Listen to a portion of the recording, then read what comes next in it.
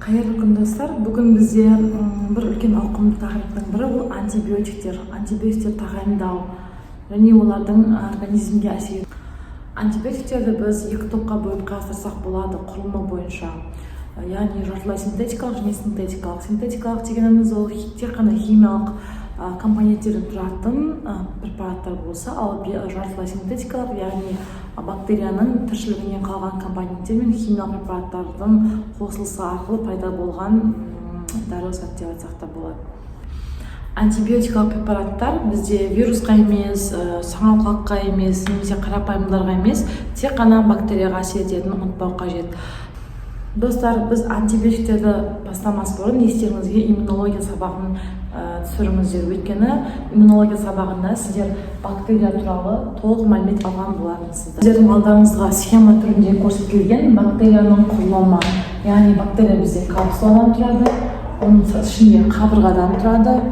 Ол қабырғаның ішінде цитоплазмадан тұрады. Цитоплазманың ішінде орналасқан, яғни жалпы органелл рибосоманың және бактерияның құрылымы ол ДНК-дан тұрады. Және оның қосымша элементтері, яғни жгутиктері, кірпікшелері, яғни бактерияның организмде жылжуына арналған.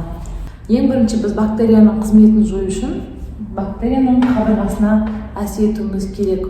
Яғни ол топты біз бета-лактамды группаға енгіземіз. Оған біз пенициллин, цефалоспориндер, карбапенемдер, монобактамдар жатқызамыз.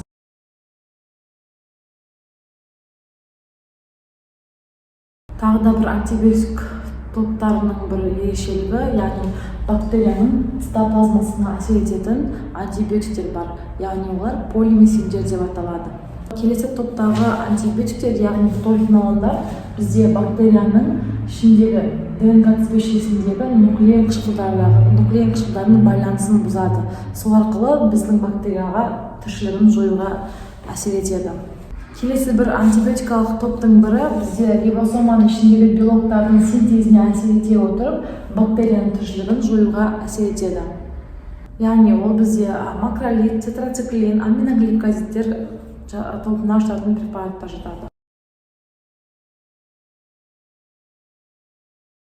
Келесі бір топ ол бізде сульфанил амидтер. Сульфанил амидтер бізде әсер ету механизмі бактерияның ішіндегі ДНК тізбегіндегі нуклеин қышқылдарының дамуына әсер ететін фолий қышқылын тежей отырып, ДНК арасында нуклеин қышқылдарының дамуына байланысты бізде бактериялар қайта тіршілігін қалпына келтіре алмайды. Сол себепті біз сульфанил амид препараттарын қолдансақ болады.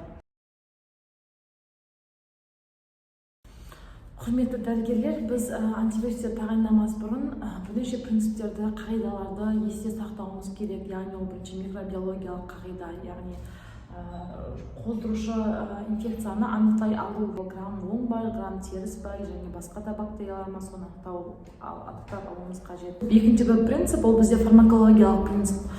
Фармакокинетикалық принцип деп те айтсақ болады. Өйткені біз дәрі препараттарды науқасқа тағайындамас бұрын ол қандай енгізу жолын алған дұрыс, және оның ағзада сіңіру қалай, таралу қалай, науқастың созылмалы ауруларын ескере отырып, дәрілік препараттарды ағзадан элиминациялау деңгейін ескеруіміз қажет. Үшінші жағдай бізде ол эпидемиологиялық жағдай, яғни антибиотикалық препараттарға бізде резистенттілік, яғни төзімділік, тұрақтылық пайда болды ма, болмады ма, соны алдын ала біліп алуымыз қажет.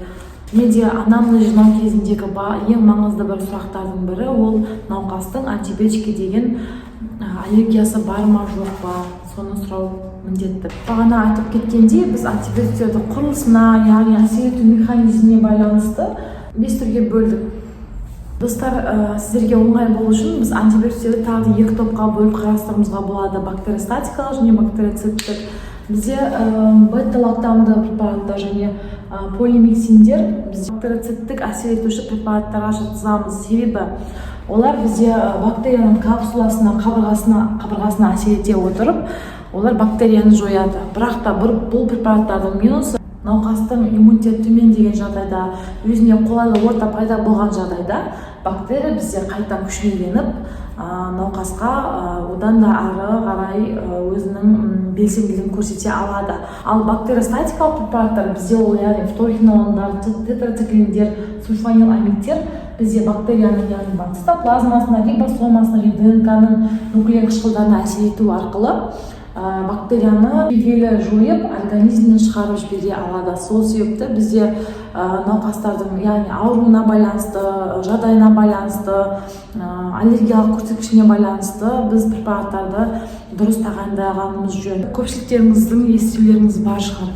Маған мына антибиотик жақпады, маған мына антибиотик көмектеспеді, мына антибиотиктің пайдасы жоқ екен. Ол ненің себебі? Яғни ол бізде бактерияның антибиотикке деген резистенттіліктің пайда болуы. Соған тоқталып кетсек, резистенттілік бізде науқастарды емдеу кезінде басты бір проблемалардың бірі деп те айтсақ болады. Достар, сіздерге тұрақтылық пайда болуы біз бес механизмге бөліп қарастыруды жөн көрдім. Ең алғашында ол ферменттік инактивация, яғни дәрі препарат организмге түскеннен кейін бактериямен байланысқа түсер алдын бактерия рецепторлық деңгейде оны сезіп қойып, оны алдын ала ыдыратып жібереді таблетканы, яғни антибиотикті енгізбей өзіне. Екінші бір түрі ол бізде мембрананың өткізгіштігінің өзгеруі. Яғни бактерия жақындағанда, мысалы біз таблетка деп қарастырып, антибиотик қарастырып, олар клеткаға жақындаған кезде ол бактерия оны өзіне өткізбейді, яғни оның өтімділігін шектейді. Тез арада өзінің мембранасының өткізгіштігін өзгертеді. Үшінші бұл түрі ол активті лақтырыс дейді. Яғни бұл более күштірек антибиотик қабылдағаннан кейін антибиотик бізде бәрібірде бактерияның ішіне енеді. Бірақ бактерия яғни бүкіл жағдайға приспособленный дейді ғой, сонда болған себепті ол қайтадан бактерияға түскен, яғни енген антибиотикті сыртқа қарай АТФ, яғни энергия жұмсау арқылы лақтырып сыртқа қарай шығарып жібереді. Осыны бізде активті лақтырыс деп аталады. Келесі бір түрі ол бізде нысан модификациясы дейді. Яғни бұл процесті былай түсіндірсек болады. Антибиотик организмге түспес бұрын ол определенный бір бактерияның бір мүшесін немесе бір құрылымын бұзу программаланған болады. Яғни запрограммированный болады. Сол себепті мысалға мына дәрі бактерияға енеді, бірақ мысалға фторхинолондарды айтып кеткендей, олар рибосоманың ішіндегі белоктың синтезін ыдырату керек болады, яғни соған сондай ақпарат енгізілген.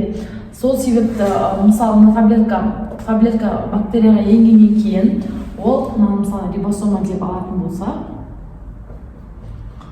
яғни қатынасқа түскеннен кейін екеуі бактерия сразу бұның антибиотик екенін біледі де ол өзінің формасын өзгертеді. Может өзінің формасын примерно былай ромбикті өзгертуі мүмкін. Сол себепті өзінің нысан мүшесін, нысан құрылымын танымай антибиотик ол айналып өтіп қайтадан бактериядан шығып кетуі мүмкін. Яғни нысан мүшесін танымады, өйткені ол өз формасын өзгертті. Бізде бесінші бұл механизм шунттың пайда болуы. Оны қалай түсінуге болады? Бізде бактерия әрқайсысы ол көптеген ДНК-дан байланысады. ДНК бізде нуклеин арасында нуклеин байланыстары бар, нуклеин қышқылдары бар. Алдағы тақырыпта айтып кеткенде, яғни нуклеин қышқылдарының пайда болуына бізде фолиевая кислота, яғни фолий қышқылының әсерінен нуклеин қышқылдар пайда болады. Яғни фолий қышқылы дейік, осы нуклеин қышқылына бару арқылы, яғни ДНК тізбегіне бару арқылы оның әсерін, немесе синтезін жоғарлатады.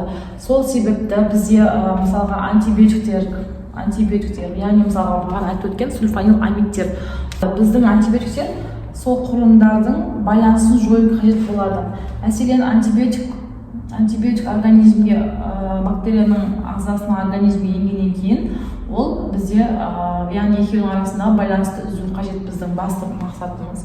Бірақ бактерия ол соншалықты өзінің ортасына бейім және әрекеті тез болғандықтан ол өзі тізбегін басқаша жақтан әсер етеді. Сол арқылы бәрібір де біздің ДНК-мызға фолий қышқылы жетіп, яғни нуклеин қышқылдарының синтезіне әсер етіп отыр. Яғни ол бактерияның ары қарай өмір сүруіне ықпал етіп отыр деп айтсақ болады. Бұл схемада біз антибиотиктерге бактерияның тұрақтылығы қалай дамуы мүмкін екенін көрсеткен болатынбыз. Яғни ол бірінші айтып кеткендей ферменттік инактивация, яғни бактерия организмнің кеместіріп ол фермент түзеді, ыдыратушы фермент. Екінші айтып кеткен ол мембрана өткізгіштің өзгеруі, ол екінші бір принцип болып қарастырылсын.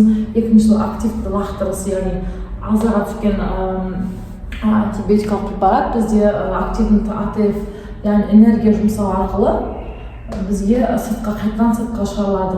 Ал төртінші механизм бізде нысан модификациясы.